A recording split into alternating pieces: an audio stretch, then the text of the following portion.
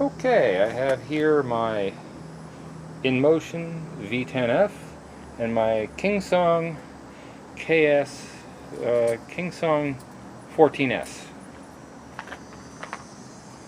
Now, I've put over 2,000 kilometers on both of these, like 2,100 on the Inmotion, 2,200 on the Kingsong, and I think it's a good time to do a little review of them both.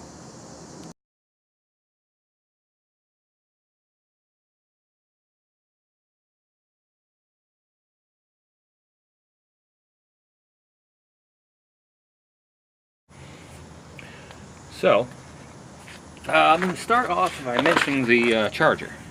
The Kingsong charger is kind of a cheap piece of junk. The end here was supposed to have these two pieces of metal clamped together. One of them was missing from the start.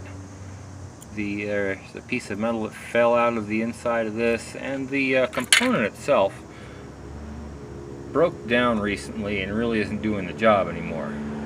Now, it being a cheap piece of junk, I can easily replace it, and I'm in the process of buying another one for roughly $10. So, I mean, and the Inmotion, I have a feeling that theirs is not going to give me the same problem. I think it's made a little better. Performance, it's not a good comparison. This is a bigger wheel than this. It's more expensive. The Inmotion goes a lot faster and is a lot more stable. The Kingsong is really much more agile, but I think that has more to do with the fact that the wheel has a smaller diameter. Now, both of them, I have the trolley handles up. I like the Kingsong trolley handle better. It telescopes down right into the body and is pretty compact. When you extend it like this and you're pushing it along, feels like you've got something there you can use to lean on. Now, the Kingsong has endured lots of crashes, and it still performs like it's supposed to. The battery is experiencing a little bit of what would you say, a lag or a degradation. It doesn't get me as far as it did when it was new. I have not noticed that with the Inmotion. The Inmotion, the battery is getting me every bit as far as when it was new. I have not noticed any lack of an ability for mileage. But the Kingsong, like I say, has crashed many times. However, with the stability in the Inmotion, I haven't crashed it once. So anything that's going wrong with it, you can't. It is manufacturing or wear and tear. Things that go wrong with the Kingsong, you can credit that to the crashes. Now, the stability has a lot to do with the size of the wheel. Now, this is a 14-inch. This is a 16-inch. And the larger one is going to give you bigger stability. But I think, from what I can feel, that the programming and the way it reacts to bumps and things, they added some kind of stability in the Inmotion that the Kingsong does not have.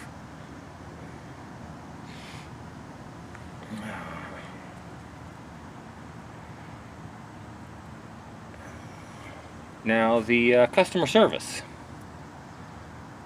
When I first bought the Kingsong, I didn't even have a smartphone. I had to buy a smartphone, get the app so that I could unlock the better speeds and everything. And I didn't know how to do that.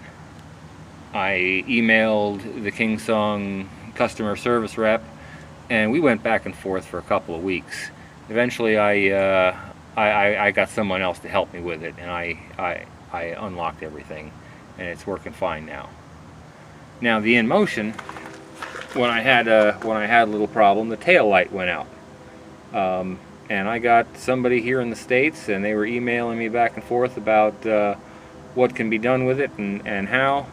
And while they said that was normal wear and tear, I say, yeah, maybe I can change my own light bulb. That's not too bad, but I was kind of hoping it was covered.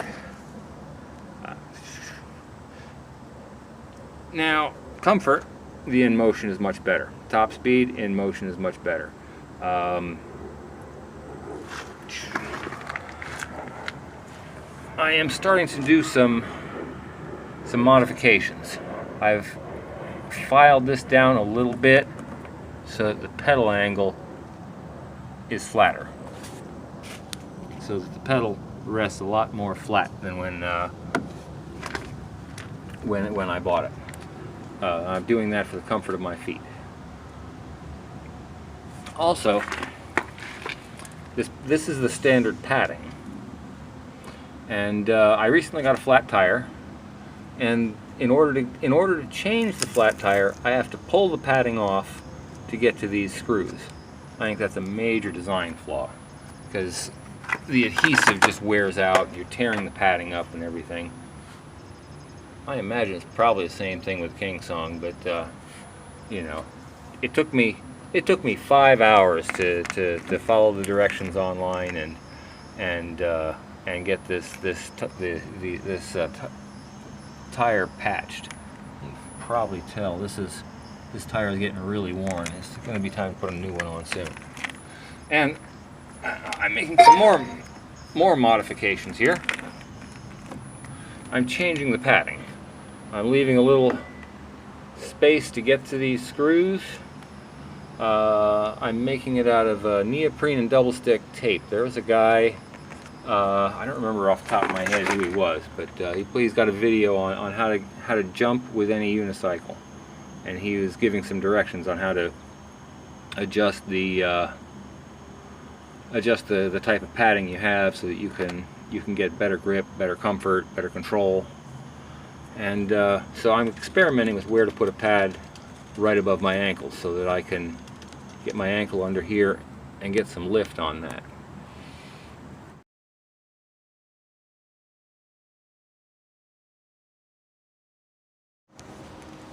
Okay, now on performance. You're rarely going to want to take the Kingsong only on shorter trips, at least this particular model. Now the Inmotion, I recently